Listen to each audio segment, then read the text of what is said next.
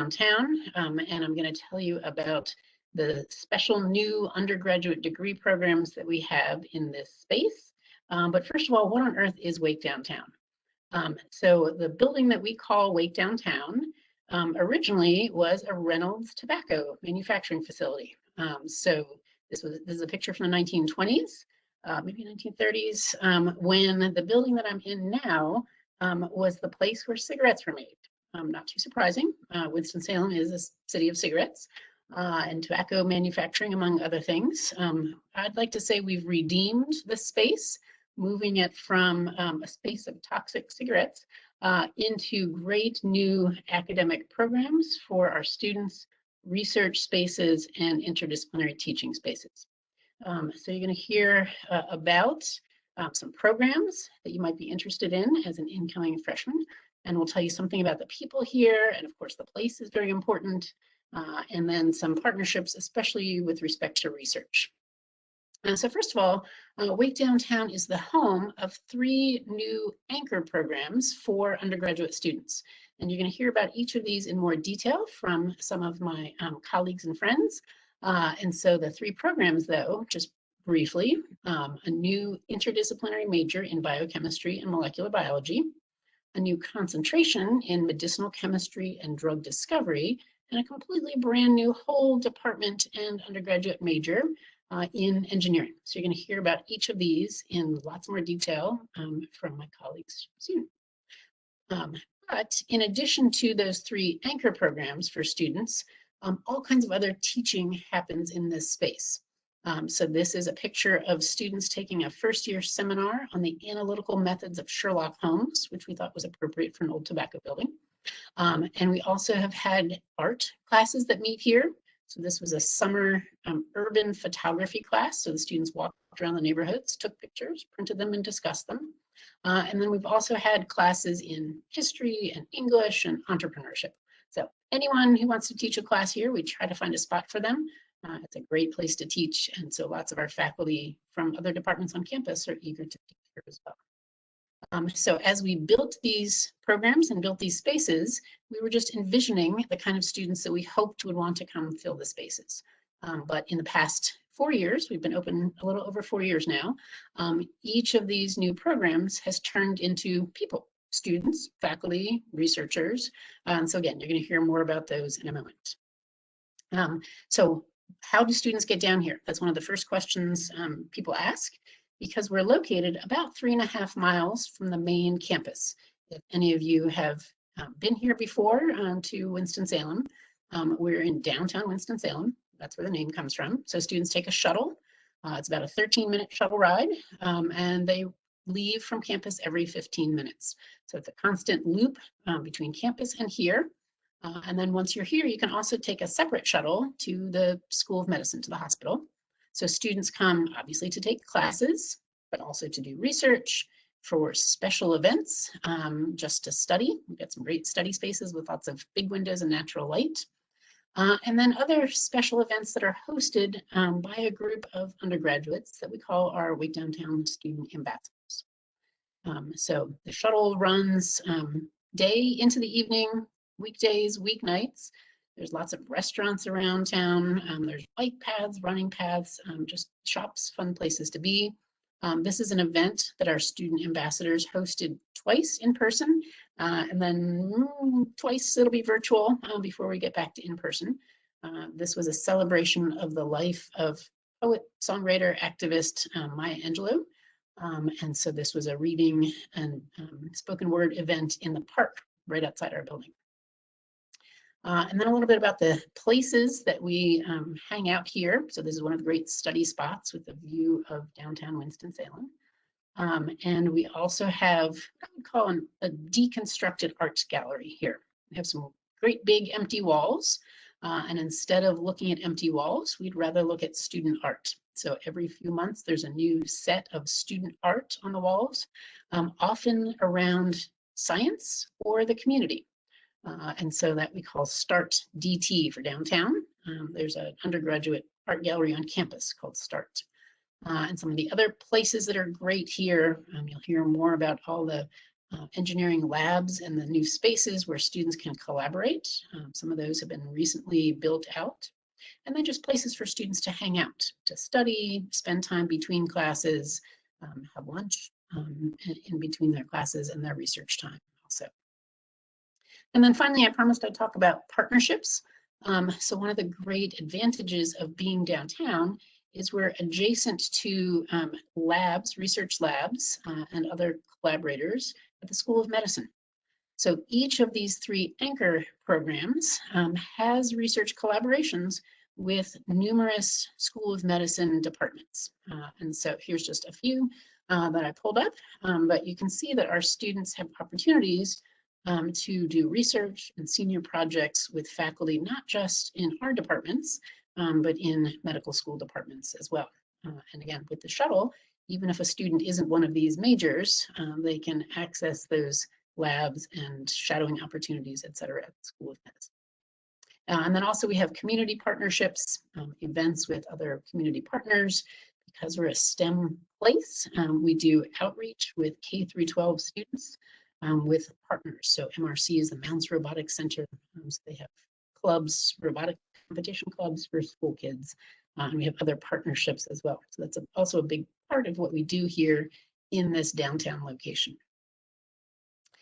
So next I'd like to introduce my colleague, Sarah Esstman. She is one of the faculty members in the biochemistry and molecular biology program, and she's going to tell a little bit about this new major. Thank you, Dr. Alexander, and thank you all for coming this evening. It's really exciting to have you here, and we're glad that you're interested in learning more about Wake Downtown. So I am part of the biochemistry molecular biology program. This is not a department, but is actually an interdisciplinary major that's comprised of a wonderful group of teacher scholars, which we can see here on the slide.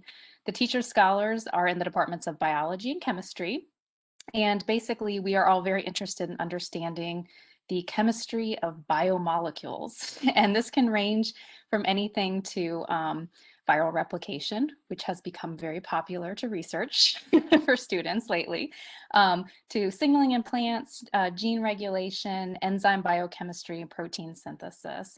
And all of the faculty members seen here not only have research programs with undergraduate researchers in the lab, but we also teach in the core BMB curriculum. Next slide, please. And that curriculum is really innovative. It really starts in a very similar way. So students who want to become BMB majors start in a similar way to students who want to become chemistry majors or biology majors. So the first 2 years is really kind of core foundational classes in biology and chemistry, as well as important math and physics. And then students launch into our core BMB courses. And as our major indicates, you can guess that students take biochemistry and molecular biology. So there's 2 semesters of biochemistry and a semester of advanced molecular biology, and all 3 of these classes, I should say, come with advanced level laboratories as well. In addition to these core courses, students then can choose a la carte from a variety of really exciting electives. That some of which are listed here, but this is not the complete list. And all of these electives really will focus on different facets of molecular biology or biochemistry in various ways, and kind of give students a little bit more breadth to their molecular biology and biochemistry knowledge base. And then students are also really actively participating in research. So I think a lot of questions we get is what sets a BMB major apart from chemistry and biology. And I would say the more intense focus, not only on hands-on independent research, but also research in line of understanding how new knowledge is created. So a lot of even our core courses are really rooted in primary literature and methodologies. And students get to participate in at least 2 semesters of research during their time as BMB majors, many of which are in the labs of BMB faculty, but they can also do research in the School of Medicine or elsewhere. And this work is not just them washing dishes in the lab, but every student has their own independent question that they're trying to answer in their own independent project. And this project culminates in a senior thesis that they write during the last semester of their senior year. And so the senior writing class occurs in senior year. There's a capstone experience. Currently, I'm one of the instructors that teaches that course, where I help students describe their research findings in a way that is a way that it would be published as like a real scientific paper. Some of these actually go on to be submitted and published in real scientific journals.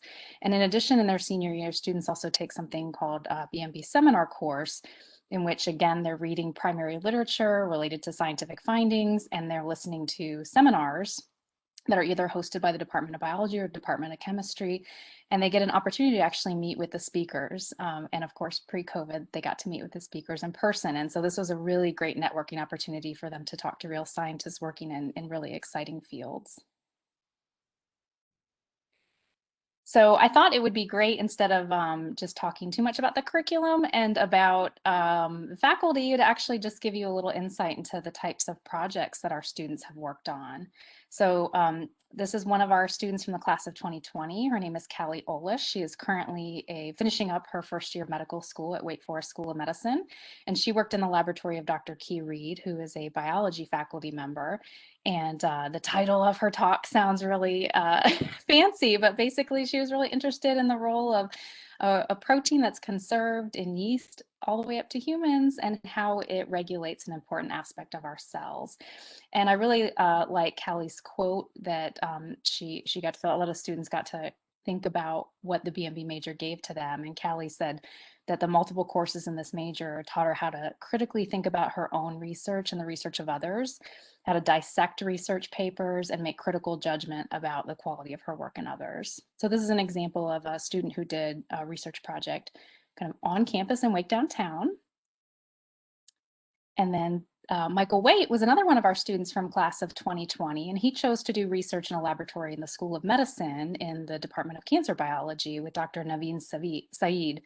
And he was interested in understanding the molecular mechanism of signaling pathways that are important for inflammation in bladder and ovarian cancer. And Michael is also currently finishing up his first year in medical school in New York. And then our next student I want to spotlight is Celia Zhao, also from last year's class. Celia was unique because she actually did her research experience in Oxford. So she spent some time at the Oxford Big Data Institute doing a bioinformatics project with Katrina Lithgow, studying evolutionary mismatch rates of HIV-1 viral escape mutants. And Celia, no surprise, was headhunted by a top consulting firm in science. So she's doing science consulting now, and very happy with that. So as you can see, we're a very research intensive major, but we think we do a really fantastic job preparing our students for various careers in biomedicine broadly. Our students go on to either graduate programs, so those are top PhD programs. Some of them go on to master's programs and pursue their MPH, and many of them go on to medical programs and medical school. And there's, as I said with Celia, students also go on to various other careers in research, consulting, and teaching. And our students also win a lot of top awards. So they're very competitive for various prestigious fellowships, including fellowships at NIH and NSF and Fulbright fellowships. So that's a little bit about the BMB major, and feel free to reach out to me if anyone has any questions. My name is Sarah Esstman. You can find us if you just Google search Wake Forest Biochemistry Molecular Biology, you can find us all there. Thanks, Sarah. And our next presenter is John Lukesh from the chemistry department, who's going to talk about the concentration in medicinal chemistry and drug discovery. All right, thank you, Dr. Alexander, and good evening to all of you. And my name is John Lukesh, and I am an assistant professor in the Department of Chemistry. I've also served the last couple of years as a lower division advisor. So I've been advising first-year students and sophomore students up until the point that they declare their major, which is usually during the spring semester of their sophomore year.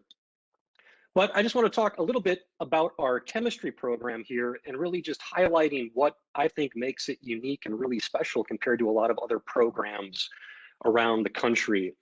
What I'm highlighting right here is just some of the different degrees that we offer in chemistry. So of course you can get your traditional BS in chemistry degree. You can also earn your BA in chemistry.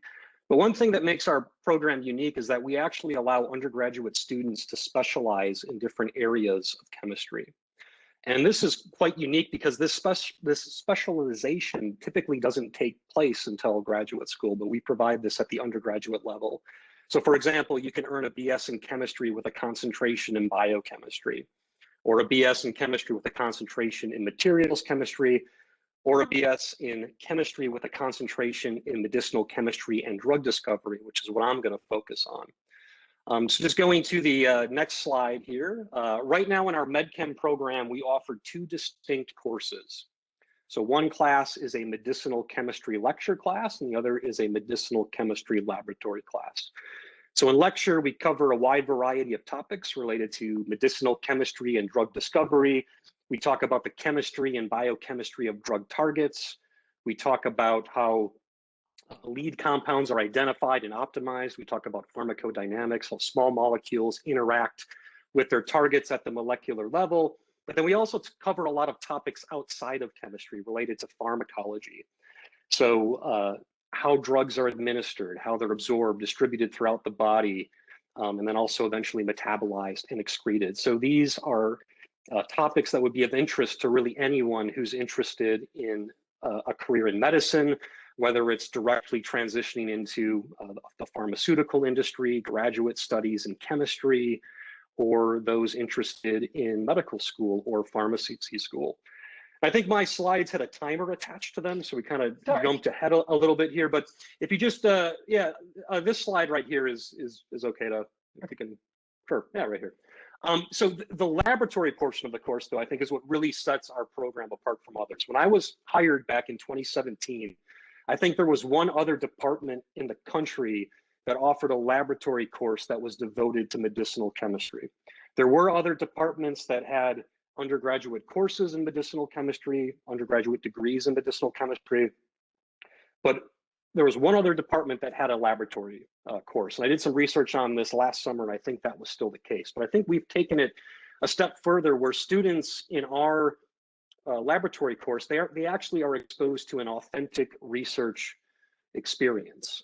And so students will actually synthesize novel bioactive molecules that have never been made before. So for example, when I taught lab this past fall semester, students synthesized and characterized novel anti-cancer prodrugs that had never been prepared before. So the students were the first people on planet Earth to make these compounds. But then being that this is a medicinal chemistry course and not an organic synthesis lab or organic chemistry lab, we take it a step further and we actually test these compounds. So again, we've jumped ahead a couple of slides here, but I did have some slides just showing that once we have those compounds in hand, we actually then test them in various in vitro disease models that was shown on that last slide. You go back just one more, there we go. So there we are, we're testing them in various in vitro disease models. We also probe their mechanism of action. And then just the last couple of slides here, I just wanted to show some pictures from this past fall semester. So even during the height of the pandemic, we were able to hold MedChem lab in person safely with masks and with distancing. And I think it was a great experience for everyone because this is obviously an experience that can't be replicated virtually. And then the last slide that I had here, I was just looking at the MedChem curriculum. And so what that actually looks like if you're interested in getting a degree in chemistry with a concentration in MedChem. In terms of classes, during your first year, it's really no different from the traditional BS in chemistry degree. During your sophomore year, sometime early on, you're going to want to make sure that you take Bio 150 because that is a prerequisite for the medicinal chemistry courses that I talked about. And then one other thing that makes the major somewhat unique and different from the other chemistry majors that we offer is that all of the majors require that you take some chemistry elective courses to complete your degree. And in MedChem, we allow some of those electives to actually take place outside of the Department of Chemistry. So for example, you can take Bio 265, cellular and molecular biology, and that actually counts towards your degree in medicinal chemistry. So I think that also highlights that this is a degree that would probably really be of interest for those interested in pre-med, because you'd want to take that class anyways, and it will go towards your degree in MedChem. That's all I have. but I'm happy to answer any questions that you might have at the end of this. Thanks, Dr. Lukesh. And that was my fault that I didn't take out the timing on your slides. I'm so sorry. And then our engineering department colleagues, founding chair and Professor Olga Pierrakos is going to share her work. And I think you can share this directly with Saami Yazdani, one of the other faculty in the engineering department. Thank you. Thanks, Rebecca. I think I had a different title slide. I may have sent you the wrong file because I had Dr. Yazdani listed here as well. We're really excited for you to be here and hope to see you in August. So if we can advance, let's see. I don't know how to advance in the next slide.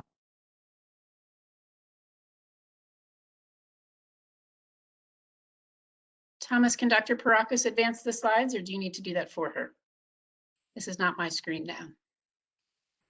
That's okay. I'll take care of it. Awesome. Great, I appreciate it, Thomas.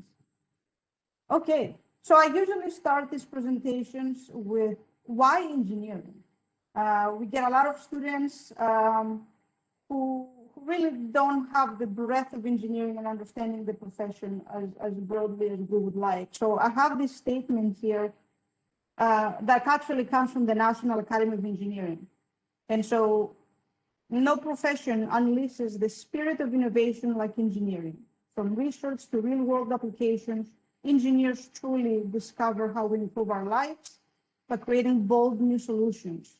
So I will let you read the rest, but for me, this is an inspiring quote that really frames what engineering is and what engineers do in our society.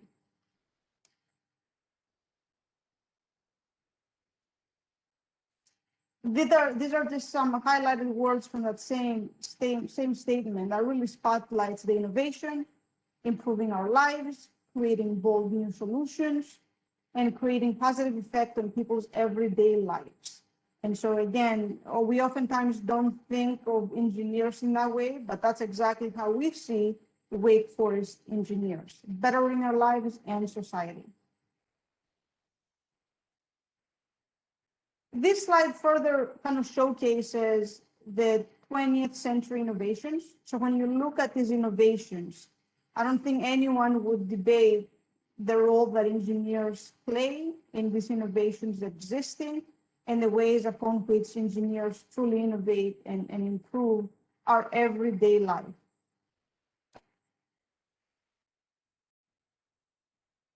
This slide further showcases how innovations actually advance. So the previous slide were the 20th century innovations. This is 21st century innovations. And what you're seeing is that the engineering profession is directly tied to societal needs. And so when you look at the innovations of this century, you can see conservation of our resources. You can see that due to population growth, we have to manage our resources differently.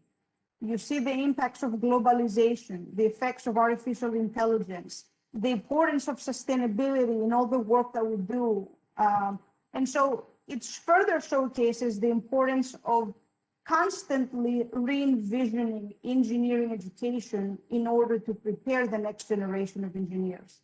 So again, bold solutions for the future of our society. So the next few slides will be a countdown, top 10 reasons for why Wake Forest engineering. And this is where I'm going to hand it over to Dr. Yazdani. Thank you, Dr. Pierrakos. Yes, who doesn't love a top 10 reason? So I guess we can get started. So number 10 is, our innovative curriculum. So our engineering curriculum is 60% common knowledge and 40% is customizable. That means you get to select the courses that you're interested in.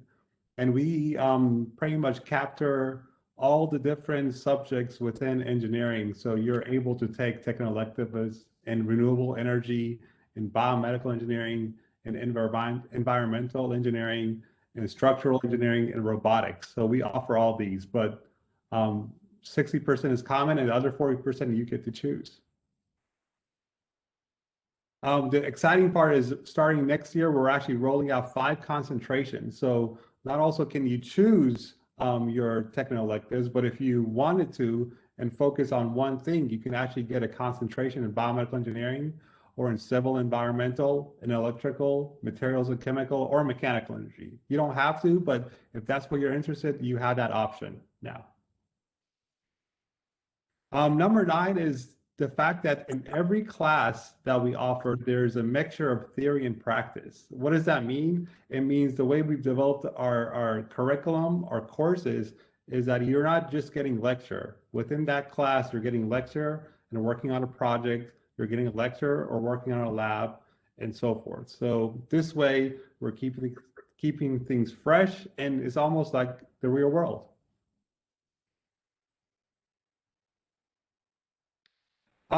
We truly believe as founding faculty, and the way we wanted to develop our department is that engineers should be able to pursue any interest. So half of our students in our department right now are pursuing a minor or a second major. So you have that opportunity here as an engineering undergraduate at Wake Forest to pursue a minor or a second major. And these are some of the examples that our current students are pursuing.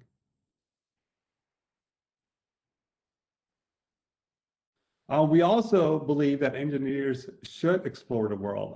We don't feel isolated in the world. Engineers, we solve real world problems. And so 50% of our students also participate in study abroad. What is exciting and actually unique to anywhere else is you can actually participate in study abroad and still be on schedule to graduate in 4 years. So we've developed our curriculum with such flexibility that you're able to actually plan and study abroad 1 semester and still be able to graduate in 4 years. We also believe that all our engineers should discover new knowledge. So half our students actually participate in undergraduate research. That happens within our own faculty, but they also have opportunities to work with faculty across other departments, as well as the School of Medicine. We actually provide that opportunity where we become the liaison, and we can actually provide you the information of other labs and try to network you to be able to work within that lab and do your undergraduate research.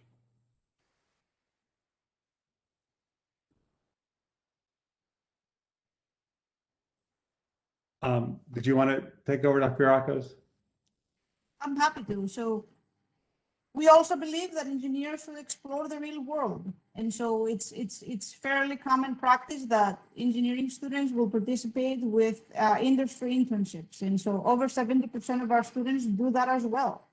So hopefully you've gotten a sense just from listening to this countdown that many of our students really graduate with internships, undergraduate research, study abroad experiences, all built in before graduation.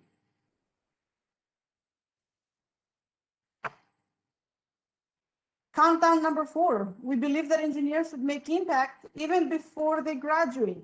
So in the senior year of our curriculum, our students participate in client-driven year-long projects to design and create novel solutions to meet real-world needs. The clients may be clinicians from the School of Medicine or other medical practices. The clients may come from maybe a nonprofit organization from a village in Kenya. Our clients come from diverse sectors of the community, and we also involve industry experts in the process.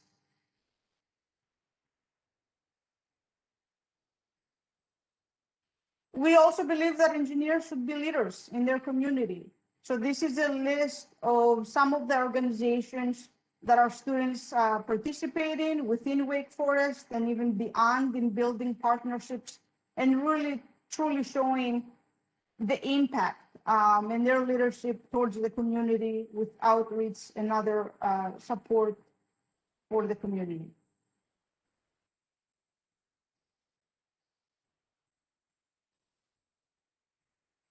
Number 2, we believe that a successful engineer is a virtuous engineer.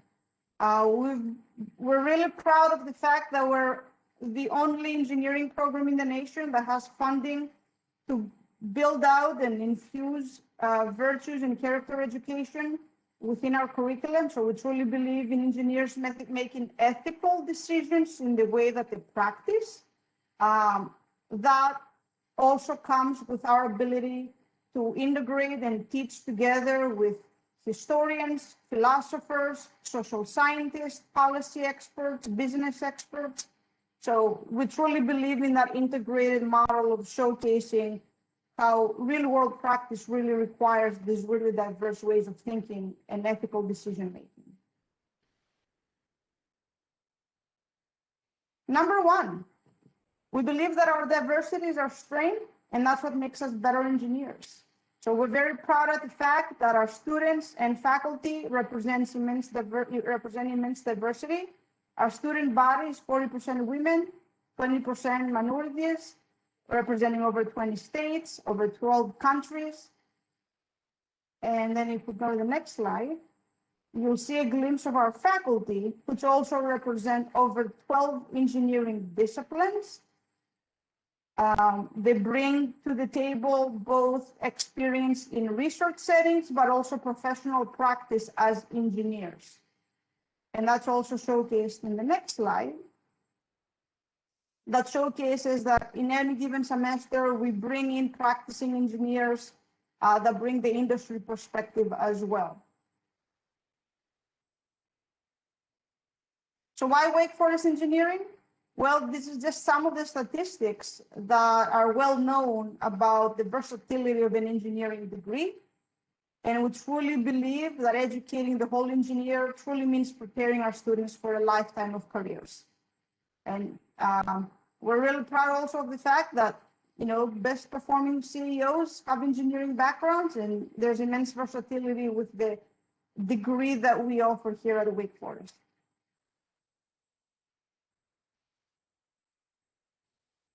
I think this is the last slide to showcase our newly built and renovated spaces that support our innovative curriculum and support innovative engineering practice. You're seeing thematic labs, integrated labs where the classroom and the lab are adjacent to each other. You're also seeing studios. So this is where the projects take place from the first year to senior year.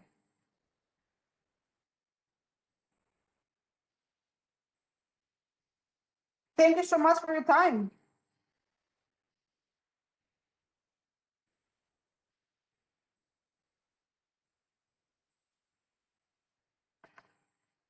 And so at this point, I just want to take a moment to thank all of our panelists for sharing today. Certainly the top 10 list is quite reminiscent of that admissions application. So I know for a lot of our attendees, they very much identify with this countdown of 10 to 1. So thank you. Thank you so very much for that.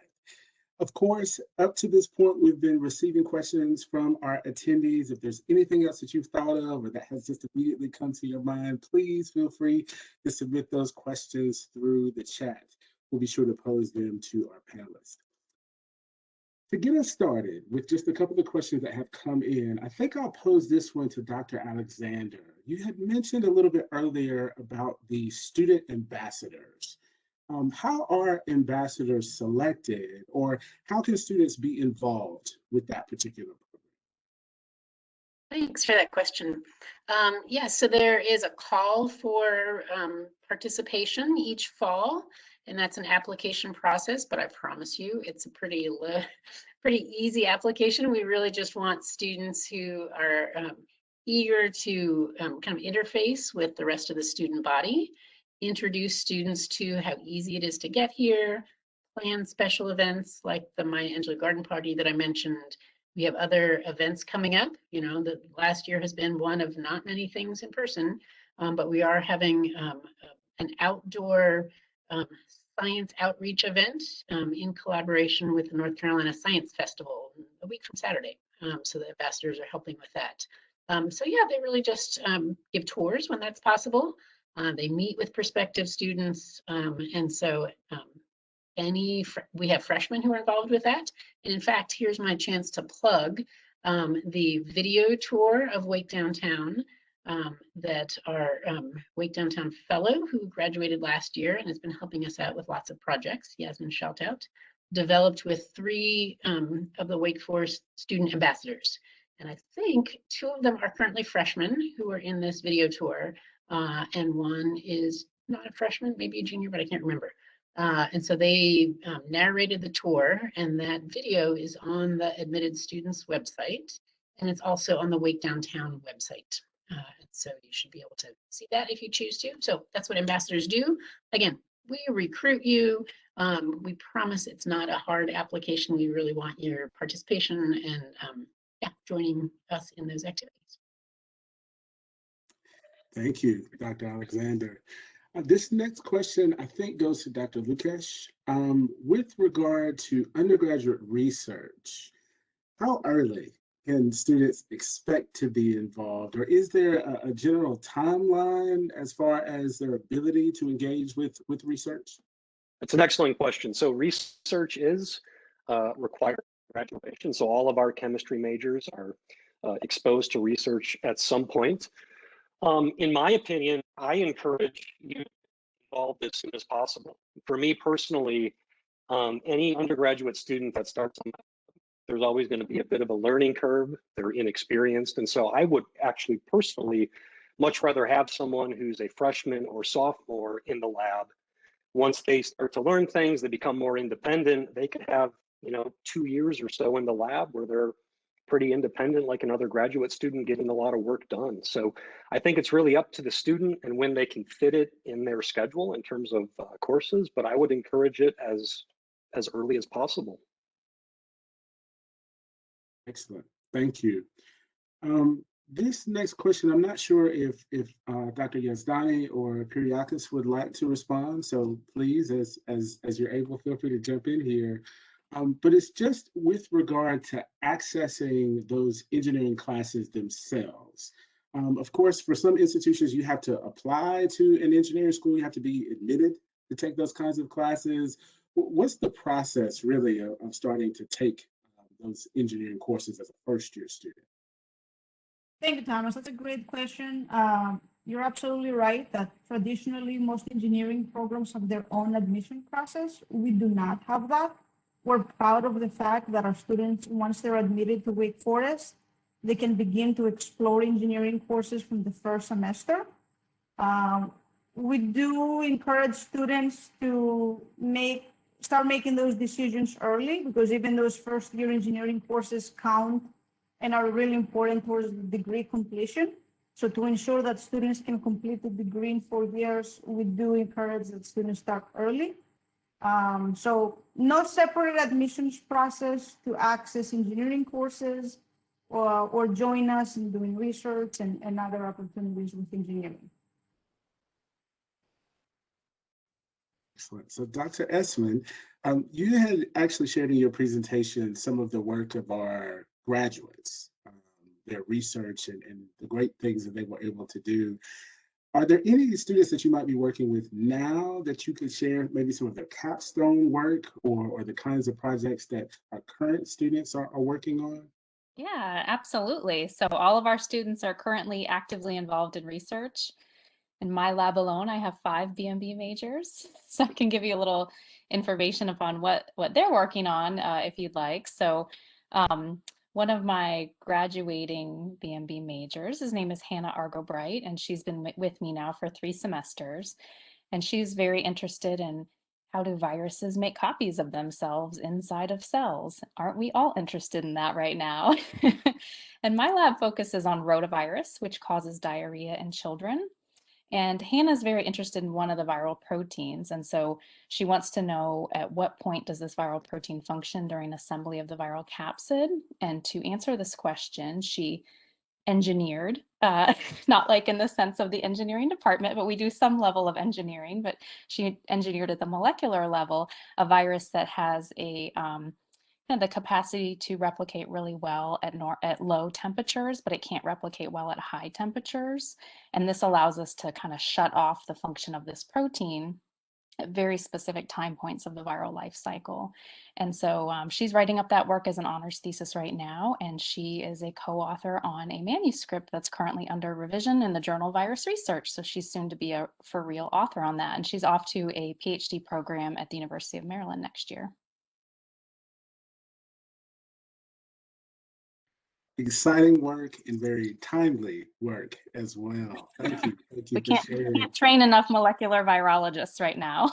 Indeed, indeed. And this next question, I suppose all of you could answer it if you would like. And it's with regard to the biggest academic challenge that you have seen our first year students to experience. What's that biggest academic challenge faced by our first year students?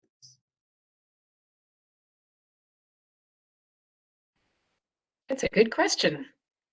I would say some of our first year students coming in know exactly what they want to do and, sign up for a research lab right away, wish they could declare a major on day one and are just very focused. Other students come in and think, oh, there's so many options. I'll do one of everything. And at some point they're going to have to focus, maybe a major and a minor or double major.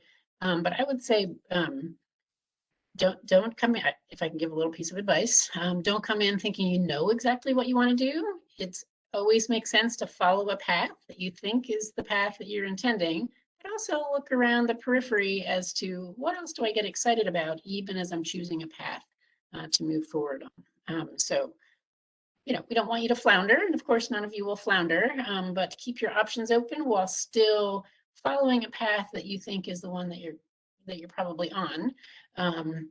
Even as you look around at electives and other courses and other options as well.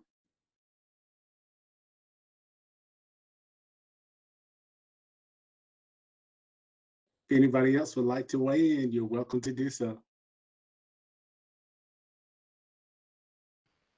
If not, there is a question. I'm actually not sure who's the best person to respond to this, but there was reference to the Innovation Studio.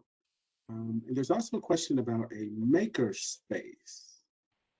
Are students allowed to access, is there a maker space? Let me start there first. Is there a maker space at Wake Forest? And then secondly, who's eligible to use it? How soon can they access it? Share a little bit, if you can, about that particular resource for students at Wake Forest. Yes, I'm happy to take that one. Thanks, Thomas. That's a great question. And actually, that's a point I forgot to mention in my last slide. So our innovation studio has two parts. There's a machine shop, and then there's a makerspace. And it definitely is open and for students to start using from the first year, and not just engineering students. We invite all students to come down and explore the space.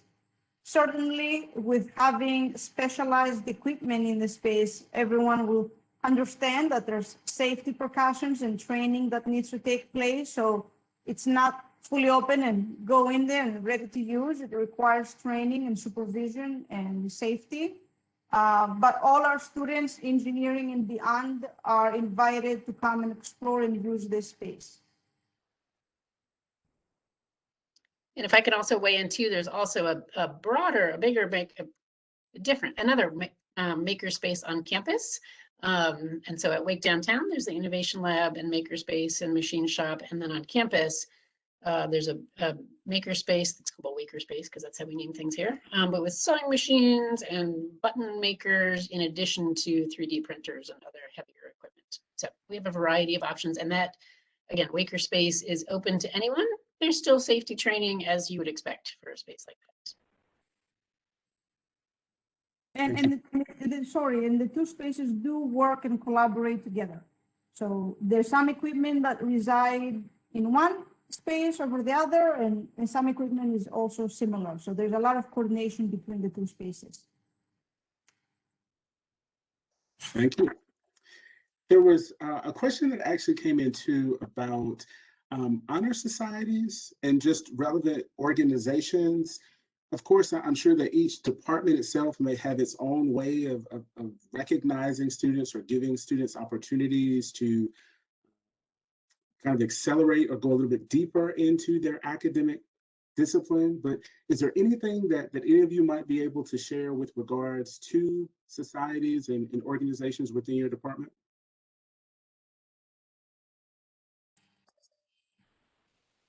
Within engineering, we have a couple of clubs.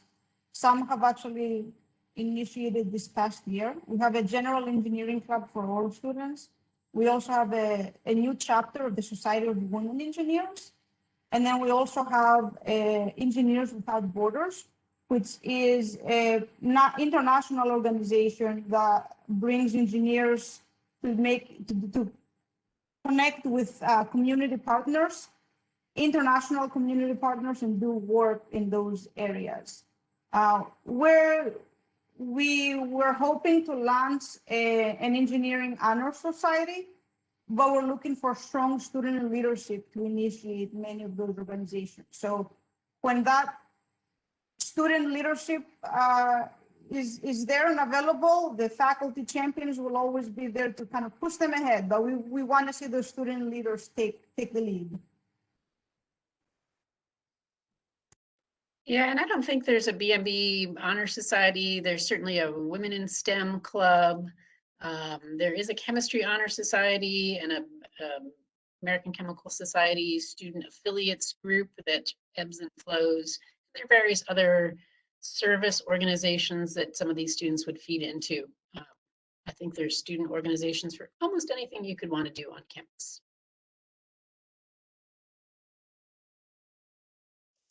Thank you both.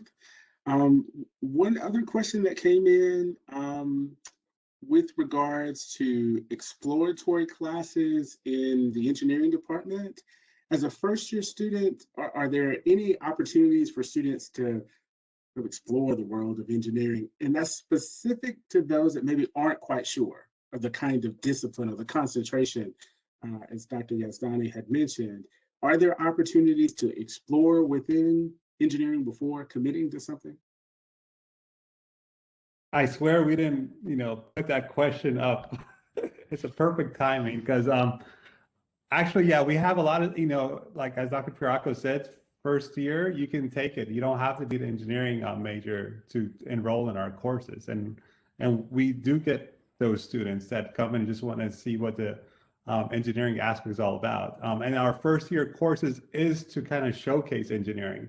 So we highlight areas of each of the concentrations. So we do a biomedical project, we do an environmental project, we teach you a little about 3D drawing, we teach you about sensors and how to measure stuff and what to do with that data. So we have all that. So it's the perfect courses to kind of get you introduced. And if you like it, you have two options. You can do a major or you can just do a minor in engineering. But I also believe we're rolling out a new course next semester where it will be just for, it'll be an engineering course, but it'll also be for lower division as well. And maybe Dr. Pierrakos can say more about that. Yeah, absolutely. We're offering an introduction to human-centered design. So one of the unique things that engineering as a profession can offer to everyone is our way of designing no solution. So design thinking, human-centered design becomes a vehicle upon which to do that. And so that will be a divisional course for students that are not interested in majoring or minoring in engineering, but simply want to explore the profession. Dr. Alexander, a question for you. Certainly thinking about the kinds of academic offerings at Wake Downtown, computer science often seems to be kind of nested and associated with all sorts of engineering.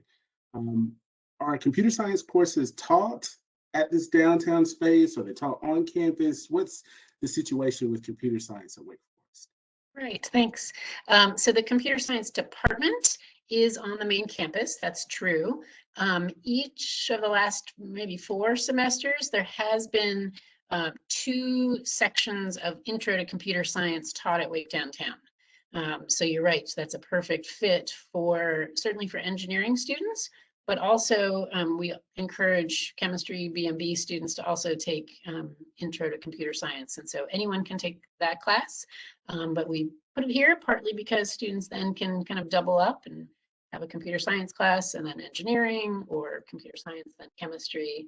And I think so not this semester, but other semesters, there have also been advanced math courses. So yeah, kind of clustering those classes together, but then also having an art class just to mix it up as well too. But most of the computer science classes are taught on campus. Right. So we are nearing the end of our time here. So to our attendees, if you have any final burning questions, please, you've got just a couple minutes to send those in. There has been one question. There's a lot of interest in research. So Dr. Esstman, Dr. Lukesh, you two have been our experts with that. And with regard to research as an undergraduate, is there application process? Is there some way that a student gets involved? Do they just reach out to the professor? Like, what's the process, if there is one, for an undergraduate student or even a first-year student to start to be involved with research at Wake Forest? I'm happy to answer that, but I do want to say there's a couple questions I'm seeing in the chat. I don't know if we have time to answer, but I think they've been there for a while, so maybe we can get to them. But so there are formal ways to find research mentors. There's certainly undergraduate research day, there's research fairs. I would say the vast majority of students find research labs and mentors a little bit more organically and naturally, which is really just reaching out. So looking at the faculty members' research interests on their website and then emailing them and asking to schedule a meeting to learn a little bit more about research opportunities.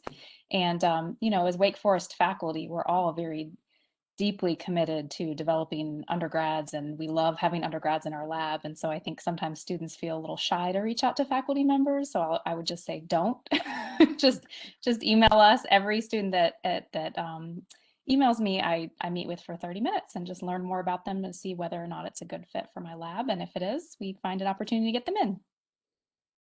Yeah, absolutely. Just email. Like if you're interested, you think in chemistry research, just go to the chemistry website and email every single professor on there. I get emails all the time, and it really just comes down to whether or not I have any, space available in my lab. A lot of students that work with me are former students that I had, maybe like an organic chemistry lab, reach out to me afterwards to talk about research. But yeah, a lot of it is just, if you're interested in some area of research, just we're all friendly. Just reach out and let us know. Yes, indeed. Thank you, Dr. Lukesh. Thank you, Dr. Esstman, for those responses. If there are any particular things that any of our panelists want to share in these last final minutes, if there are any things that you might have missed, any kind of final recommendations or pieces of advice as it relates to that decision-making process as students approach that May 1 deadline and hopefully choose to join us here and wants to say them. Are there any final parting words that any of you would like to share? Thomas, I just see a question from Grace Lout about taking engineering while doing pre-med at Wake Forest. And then another one from Tucker Irwin that says, if there's anything we'd like to change about, is there anything that you'd like to change about the engineering major at Wake Forest? What would it be? I don't know if you're seeing those, but maybe we could end with the engineers answering those. Sarah, I've already privately responded to Okay, great. Then ignore me. What I wanted to add is on the research side, what engineering is doing is about 2 or 3 weeks before the semester begins, we invite any research lab from the School of Medicine, from colleagues at Wake Forest, to open up opportunities for engineering students to participate. So what we like to see, and then we begin a matching process to kind of position engineering students with research labs. And so there's always a need for engineers in all kinds of labs. And so our process happens at the beginning of the semester, and we make those available to students. So there's an intentionality of trying to match up research labs with engineering students. And I will also add to that something that we have tried this semester that I think we'll do again in the fall is we've been coordinating just a survey, 1-credit survey course on introduction to research in this STEM area. So all of the STEM departments, and then we have faculty from each department each week coming and talking to all the students about what research is like in their department, how to get involved, and then some other aspects like writing as a scientist or community engagement. And so I would keep an eye out for that because that's a good way to, get some of these hints about don't be afraid to email. If people don't respond, email again. What kind of questions to ask when you first meet with a faculty member. So look out for that, and hopefully you would find that useful as well as you're coming in.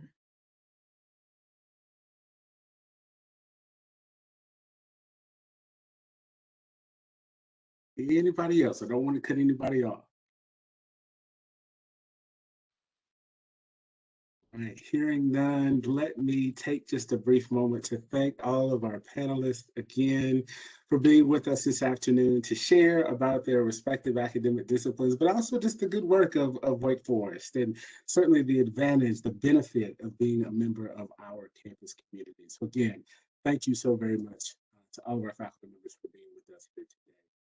To our attendees, I'd like to also thank you for being with us. Of course, this month of April is quite busy for the Office of Admissions, and there are a number of other sessions just like this that we'll be hosting, from Res Life and Housing to global programs and studies, even members of our student government that'll be discussing kind of campus life and being a student at Wake Forest. And so if you haven't signed up, please join us, engage us, ask those questions just as you have done today. We certainly look forward to engaging with you and sharing a bit more about Wake Forest.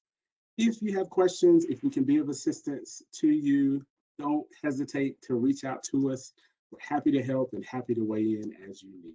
But best of luck to you in your decision-making process and in this college search. Take good care, and of course, go Digs.